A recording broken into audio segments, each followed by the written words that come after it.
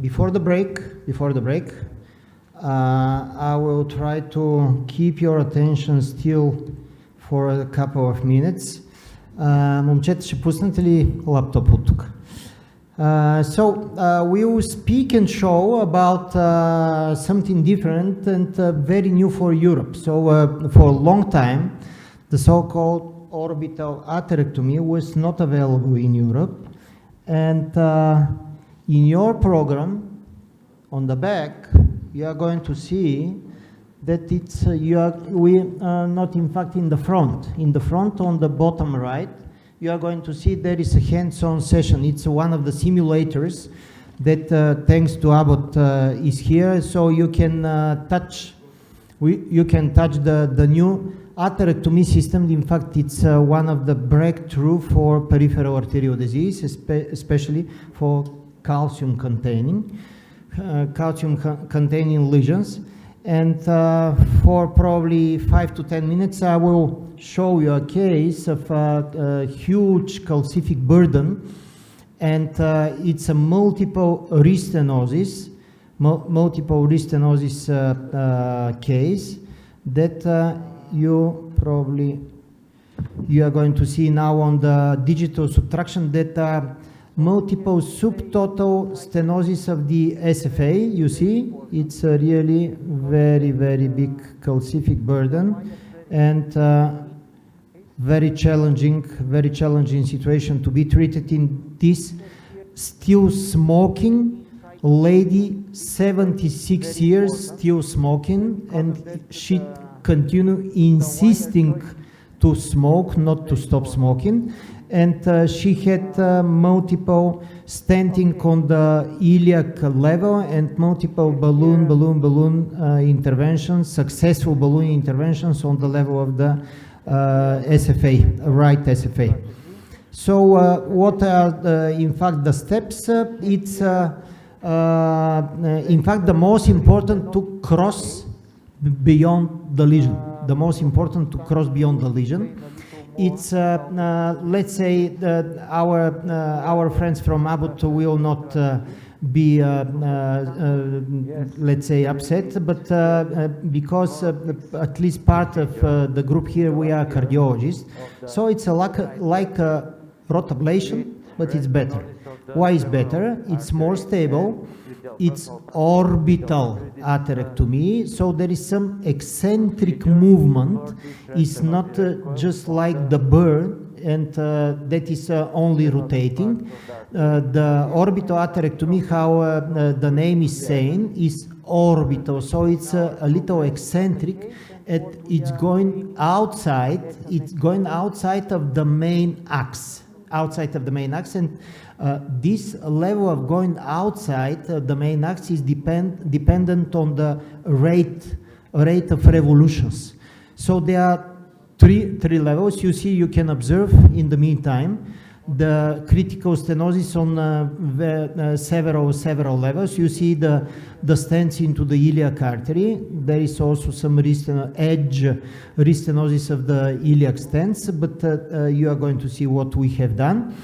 And with this orbital atherectomy, in fact, the idea in calcific lesions like this one, to overcome the huge resistance of the calcium, to make not only some atherectomy of the calcium, but mainly to change the compliance of the artery. In fact, removing part of the calcium and changing the compliance of the artery is improving much the results. It's in fact reducing the risk of dissection of the intimal dissection and the necessity of stent, and definitely it's facilitating our life. They are elaborating, it's from the kitchen of Abbott, they are elaborating now a system for recanalization. So after crossing with the wire, they're elaborating a system for recanalization of uncrossable lesions that are even not possible to cross by a balloon. Probably next year we are going to have in the armamentarium also this one, and it's really extremely stable. The other beauty of the orbital atherectomy is that in fact the abrasive part the abrasive part of the burr, it's not burr, but it's like a burr, it's both in front and behind. So there is, in fact, atherectomy effect on both directions, in front and back. So in front and back there is a ablation of the surface of the calcium. And because of that, there is the second advantage. It's practically almost impossible this part, the bird, to be stacked, because it's removing part of the tissue of the calcium also on the back way, on the way back. So the possibility the bird to be stacked is very low, and it's possible to be applied both on the coronaries and peripheral intervention. And in this particular situation, you probably, in fact, we have used gladius wire in order to cross, something from the preparation. This is the preparation of the lubricant. In fact, in order to facilitate the rotation of the device, there is a lubricant that is, we are putting 2%, in fact 10 milliliters in 500 milliliters of saline. In Bulgaria, in the majority of cases, we have vials of 500 milliliters. In case it's 1 liter, it's possible to find somewhere in Bulgaria 1 liter, you have to put 20 milliliters of lubricant. And the lubricant, of course, like for the rotablation, it's important to facilitate the rotation, and not only the rotation, but also the movement between the system, between the console and the wire. So it's facilitating the loading, the rotation, and unloading of the system. So because of that, is the lubricant is performed all the procedure. So the first step, yeah, I'm showing here the system itself. It's coming all together. It's coming all together. In fact, the device and the burr. Next generation will be separated. So the console with the small knob and lever, the lever that is moving in fact forward and back the device is on the console, and the next generation will be separated console. So we can change the burr several times, to increase the burr several times without changing the console, but this will be next year. Now everything is coming together, the console, and the burr is one part of the console that is working console. So the most important is to cross predictably, to cross inside the true lumen in order to put a microcatheter, and inside the microcatheter to put the specialty wire that is utilized for the orbital atherectomy. There is a specialty wire. It's not possible to be performed on any wire, but there are 0.18 and 0.14 versions, and several sizes, 1.25, 1.5, and 2.0. Am I right? I'm right. Okay. So still remember something. And as I mentioned, it's good to go stepwise, not to jump directly to 2 millimeters, because it can be too aggressive and it's a little risky. In case of critical stenosis, for me, at least in our Balkan conditions, the big reason will be critical stenosis. In stenosis that don't need debulking and atherectomy, probably it's not so important, but in critical stenosis, it's advisable to start with the smallest one, with 1.25, and to increase the revolutions, to increase the rate in order to increase the orbital diameter, so to increase in fact the space that is ablated. It's ablated by this fastly rotating. There are 60,000 per minute, 90,000 per minute, and 120,000 per minute revolutions. And it's definitely one of the very important advice is to move slowly. Moving slowly, two reasons. First, to avoid dissection, to avoid trauma of the endothelium. And the second is to avoid big burden of embolization. So this is very important, to move slowly in order to allow, if a debris is separated, to go through the circulation without stopping, without clogging the distal circulation. And like shown here, this is, in fact, you see there is a green knob. This green knob is, in fact, on-off and blocking and releasing the movement. And of course, all the system has to be straightened very well after crossing with the wire. And after straightening everything, we start, in fact, the ablation. So the wire is already beyond the stenosis, and this is the position already, the burr proximally to this part that is with the critical lesions. There are, in fact, several. In fact, the tolerance is 15 centimeters. So from the starting position to the final position, there are 15 centimeters of treatment and 15 centimeters of moving the knob. And in fact, this can repeated many times, but in most of the cases, 2-3 times of repetition is sufficient, and we can move forward to go ahead if there is another target zone. Okay, you see how slowly it's moving, very slowly. So really, very slowly. You remember with the rod ablation, there are some cases in which with the rod ablation we are doing that is also a crazy idea. It's not a good idea to do it like this.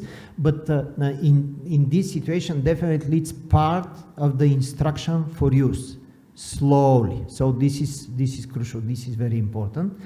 And there is some resistance when touching the critical part. There is some resistance, and when you touch the resistance, you can do several small moves behind and forward, step by step to make some ablation of the surface of the calcium in order to cross.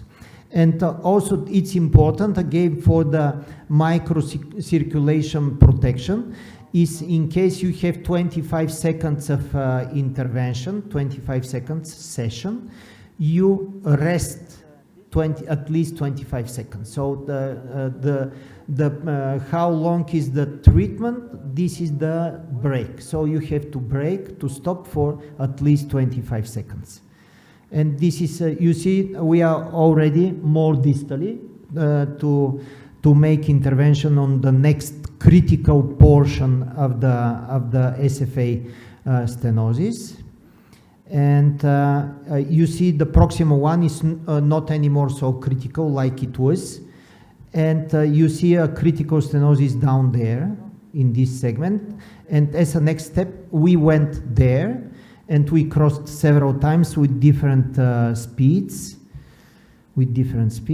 Okay, we are more distally now. You see, slowly going there. It's really almost subtotal occlusion. When we crossed with the burr, when we crossed the distal critical stenosis, and the flow disappeared. It means that, in fact, the catheter of the system was bigger than the residual lumen. It was really a critical stenosis.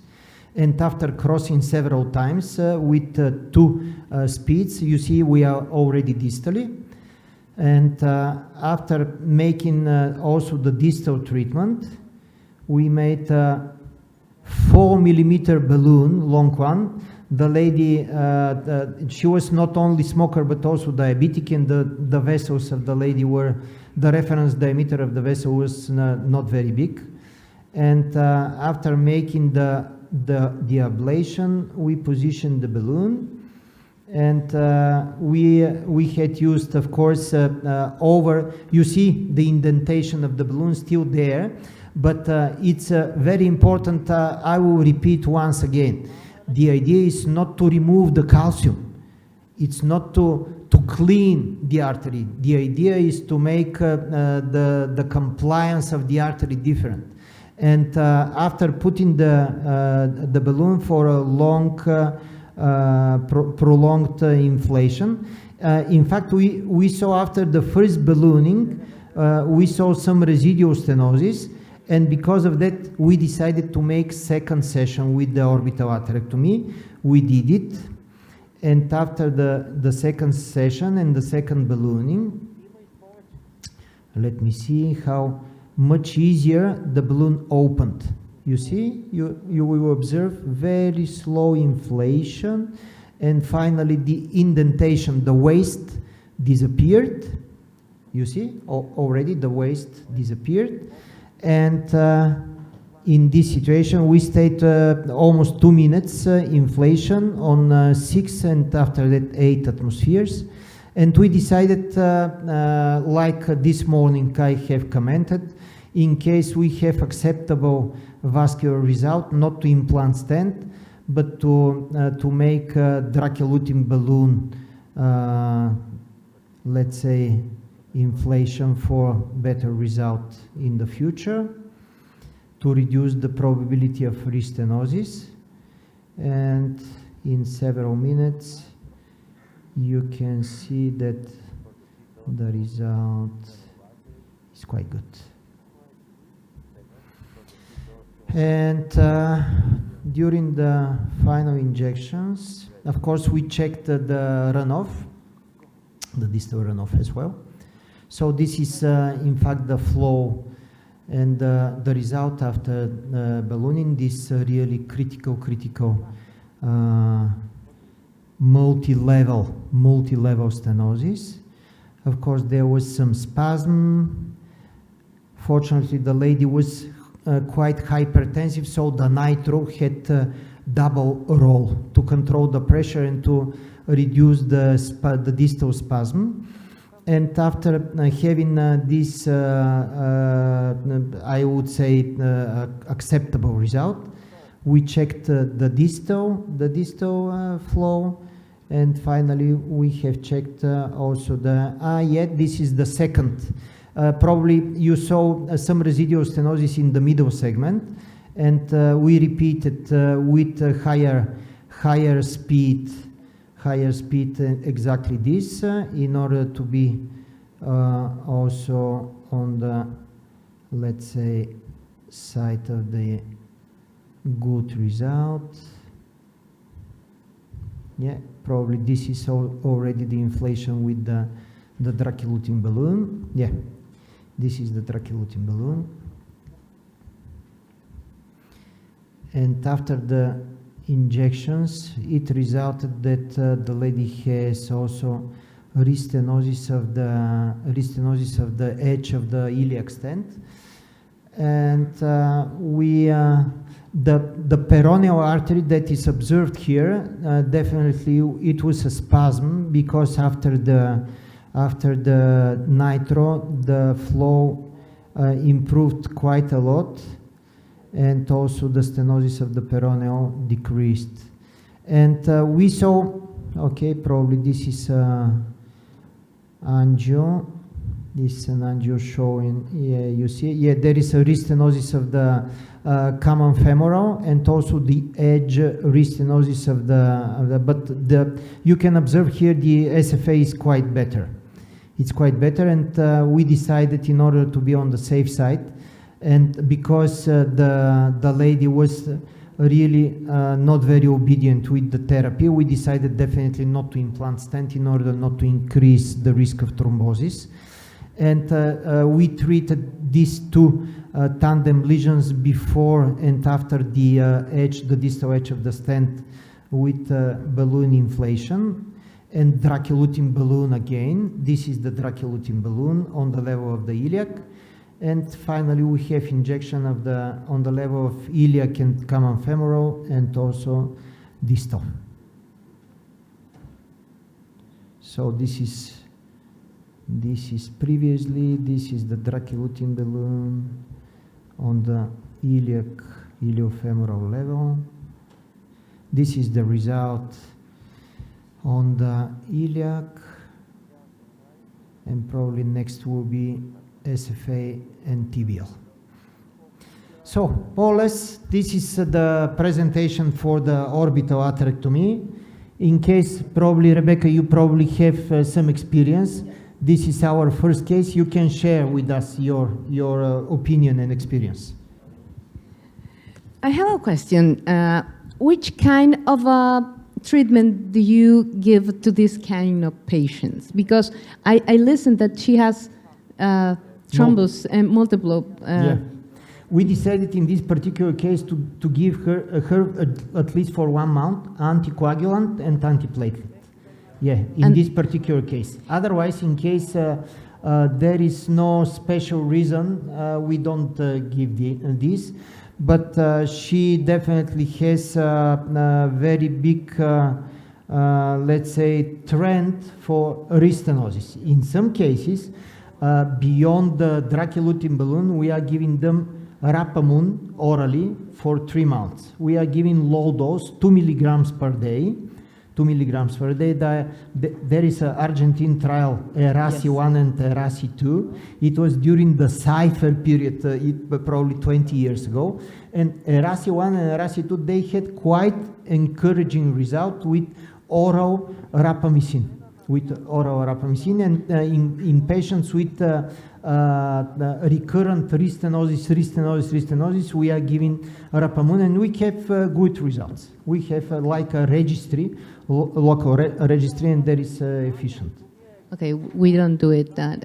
We of this kind of patients, we do it sometimes 2 antiplatelets, you know, aspirin and clopidogrel, and of course we do with low dose of rivaroxaban, 2.2. It's included in the guideline. Yes, it's included in the guidelines. Yeah, we follow the COMPASS trial. And of course, we put this kind of patients under atorvastatin, high dose. Of course. It's not the normal dose that 20 milligrams. No, we put sometimes 40 milligrams or maybe a little bit more. 80. Yes. Yeah. Yes. But this kind of patient, that, like, she's a smoker and she's not going to quit smoking. No. Yes. Sometimes. She told me that she will not stop. They prefer to lose a leg that stop smoking. So it's impressive, but I have patients like this. Unfortunately. Yeah, they're in Mexico, they smoke a lot. So in this kind of patients, you try to treat them and to do the best for them. But sometimes they are in 6 months, she's going to go again. They do the best to do opposite. We are doing the best and they're doing worst. Yes, but sometimes you realize that you get a lot of radiation with this kind of procedures, and they don't even take in account that you are... I said to them, I'm not going to do anything else because I cannot. Because next time I'm not going to do this because I got a lot of radiation, you are not following the instructions, and you cannot keep smoking, come on. So they don't, we have this kind of patients everywhere. Mexico is one of the countries that we have more diabetics thanks to Coca-Cola. Come on, and now Pepsi, but anyway, we have a lot of diabetes population. So we have a lot of patients with femoral and tibial arteries disease.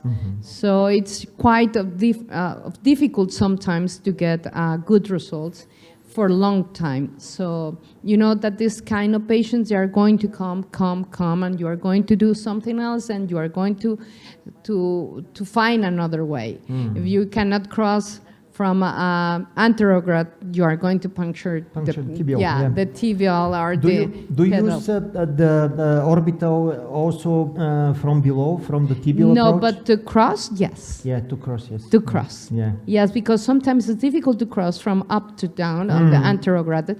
So we to cross, to have a good idea where are we, first of all, we have to do the puncture, distal punctures. So absolutely. To do the crossover, Yeah, like we did this morning. In fact, for we had a live case, and we punctured posterior tibial in order to cross predictably into the true lumen. And that's very important to know Yeah. where you can puncture the arteries. Where you absolutely. going yeah. If you Definitely. cannot on the posterior tibial, you can do it on the pedal sometimes. Yeah. And sometimes on the peroneal. I have been doing on the peroneal Peroneal. too. Yeah. It's But quite challenging. The yes, peroneal quite is- challenging, peroneal but is you quite have challenging. many times you try to do the best for the patient.